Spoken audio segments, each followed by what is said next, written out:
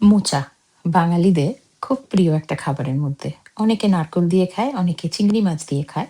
আমি নারকোল দিয়ে খাওয়াটা বেশি পছন্দ করি নিরামিষভাবে। তো লন্ডনে পাচ্ছি এটাই আমার কাছে বিশাল বড় ব্যাপার। হ্যাঁ, খুব উজ্জুতির ব্যাপার। আ তো এই ফুলগুলো আগে বার করে নিতে হয়। তারপর সেগুলোকে জলে ভিজিয়ে একটুখানি ওর ভেতরে একটা ছোট্ট রেণুর মতো থাকে। ওগুলোকে বার না করলে মোচা খাওয়া যায় না।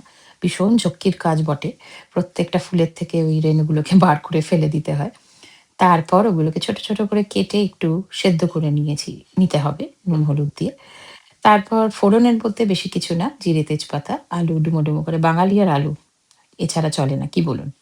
আলু দিয়ে তার মধ্যে একটু আদা বাটা, জিরে বাটা, নুন, হলুদ গুঁড়ো, লঙ্কা গুঁড়ো আর একটু মিষ্টি। এই হচ্ছে কিন্তু রান্নার মেইন ingredients।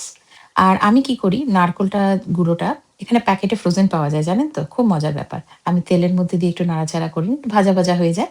তারপর ওর মধ্যে আগে থেকে সেদ্ধ করে রাখা মোচাগুলোকে মিশিয়ে ভালো করে নাড়াচাড়া করে জল পরিমাণ মতো দিয়ে ব্যাস সেদ্ধ হতে দিই। একটু সময়ের ব্যাপার কিন্তু অসাধারণ রান্না হয়। আমি কিন্তু আর কিচ্ছু এর মধ্যে দিই না। এটাই আমার রান্না নারকোল দিয়ে মোচা। আর উপর দিয়ে একটু গার্নিশিং এর জন্য নারকোল কোড়া আরকি ছড়িয়ে দিন। অসাধারণভাবে হয়ে যায় নারকোল মোচা। কেমন লাগলো রেসিপিটা জানাবেন কিন্তু।